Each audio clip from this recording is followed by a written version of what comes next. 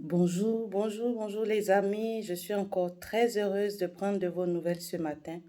J'espère que vous vous réveillez bien. J'espère que tout se passe bien dans vos maisons. J'espère que tout se passe bien dans vos services. J'espère que vos enfants se portent bien. C'est bientôt la rentrée. J'espère que vous préparez bien la rentrée de vos enfants. J'espère que tout va bien. Tout va bien. Moi, de mon côté, tout va bien et je rends grâce à Dieu de ce que je vous rencontre chaque matin à travers ces vidéos.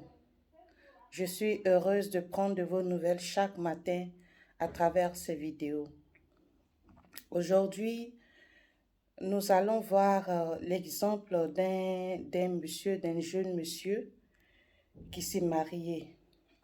J'ai voulu me pencher sur ce cas parce que c'est vraiment un cas qui est beaucoup répandu. C'est une autre approche de la lutte contre les violences basées sur le genre.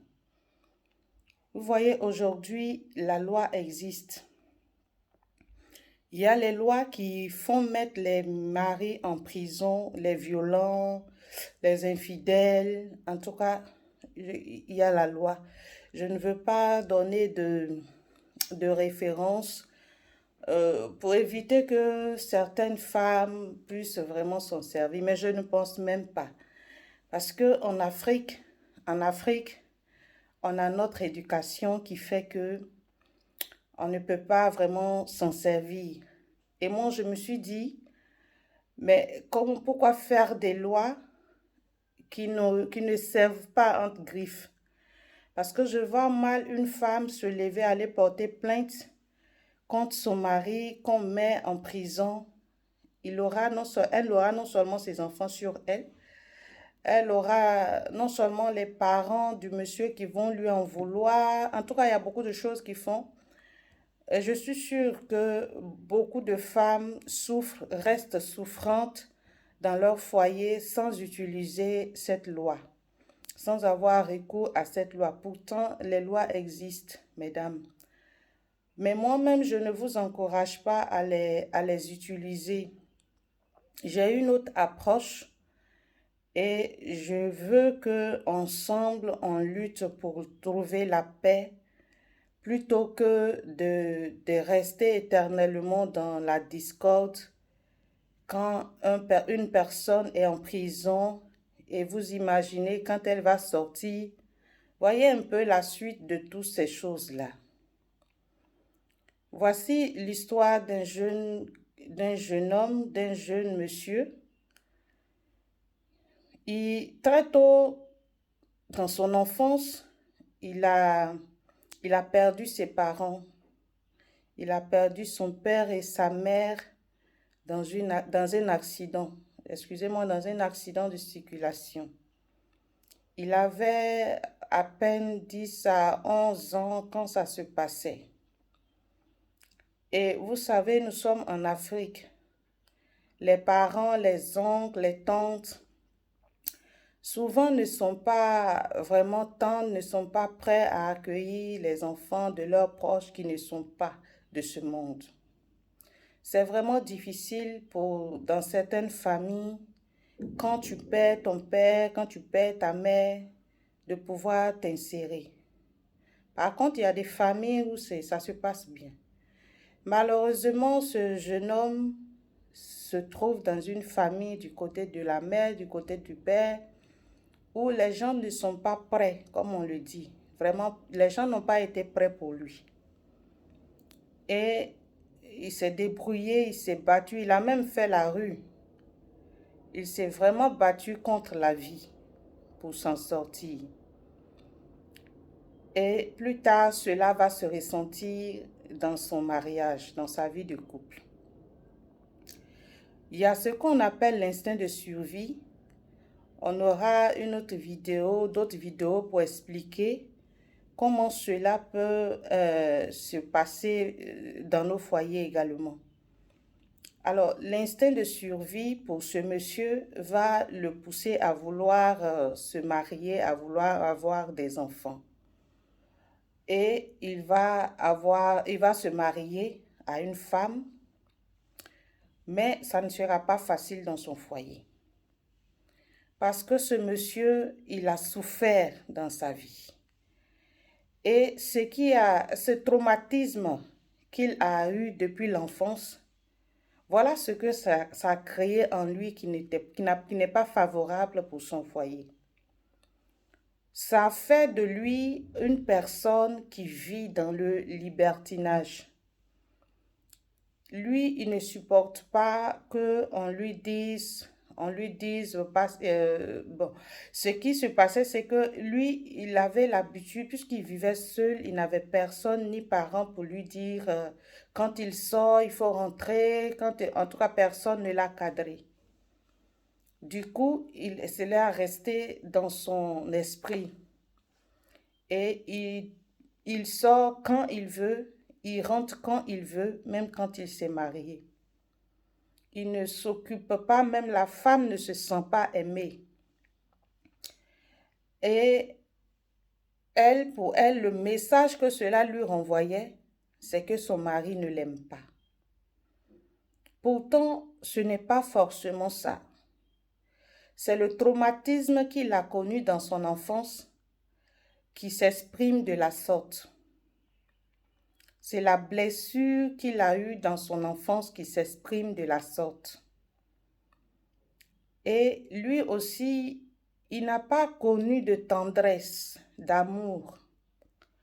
Du coup, quand sa femme lui parlait de son sentiment d'être mal aimé, il n'était pas tendre. Il n'était même pas prêt à reconnaître qu'il faisait du mal, du tort à sa femme. Et vraiment, les choses n'ont pas bien fonctionné. Ils ont eu 2 enfants, mais malheureusement, ils ont divorcé. Le divorce a été pour eux la solution parce que la femme ne supportait pas l'état d'esprit de son mari. Lui non plus ne supportait pas que sa femme lui demande peut-être des comptes. Quand il sort, ses sorties, ses entrées tardives, il ne supportait pas. Il y a aussi l'orgueil d'homme qui est là, mais lui, son cas, c'est dû au traumatisme qu'il a eu dans son enfance. Vous voyez, vous imaginez, si cette femme, si ça n'avait pas, le divorce n'avait pas été l'option qu'ils ont choisie, et que cette femme se levait pour aller porter plainte si un jour son mari lui portait main, vous voyez que on allait peut-être mettre un innocent en prison.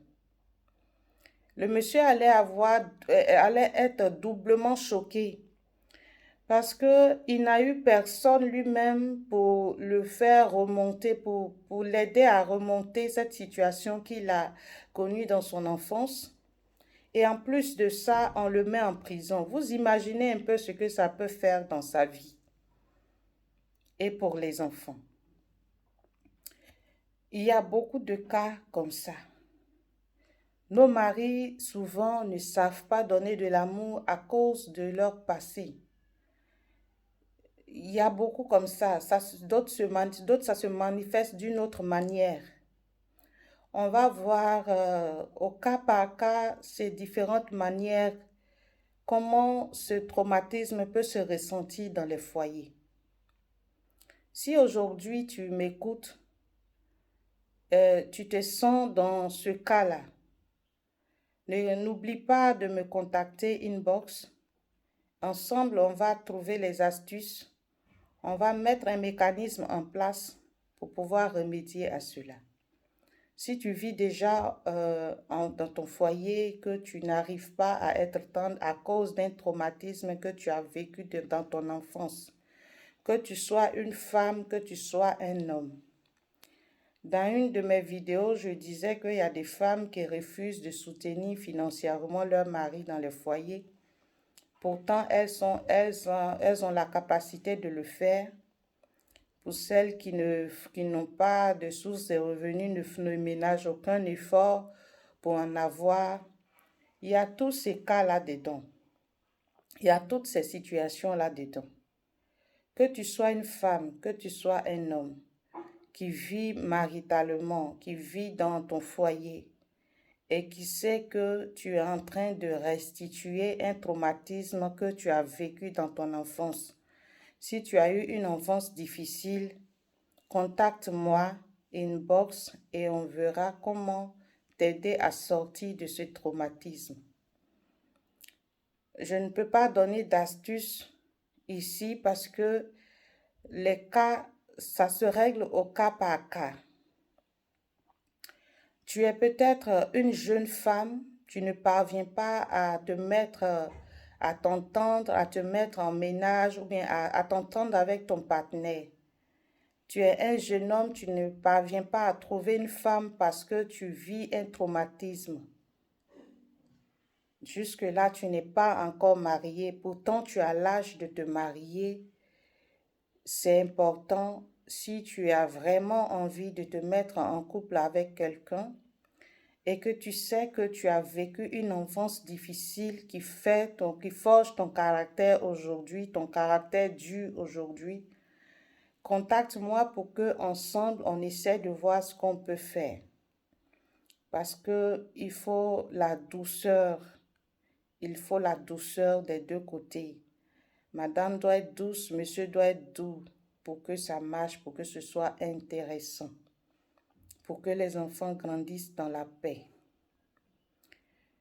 Je vais ce matin vous laisser là, tout en souhaitant de vivre le bonheur dans votre foyer, tout en priant Dieu pour qu'il ait la main sur votre foyer. Les exemples sont légion. Il y a beaucoup de cas, beaucoup de choses qui font qu'on a des histoires, des palabres dans les couples.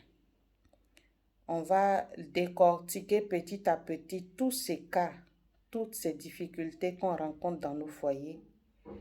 Et puis on va aider à trouver la paix dans les foyers plutôt que de faire mettre d'autres en prison. C'est dans les deux sens. La lutte contre les violences basées sur le genre, ça peut être un homme qu'on protège comme ça peut être une femme qu'on protège. Moi, je n'aimerais pas qu'on arrive à ce stade.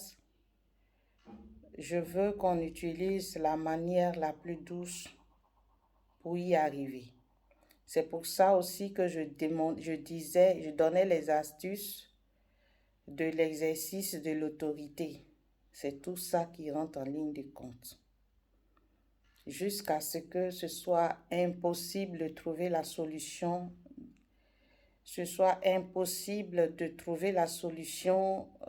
dans la stratégie de la douceur avant de passer à la violence, avant de passer à la manière forte. Passez une très bonne journée dans la présence de Dieu et à nous revoir pour les prochaines vidéos.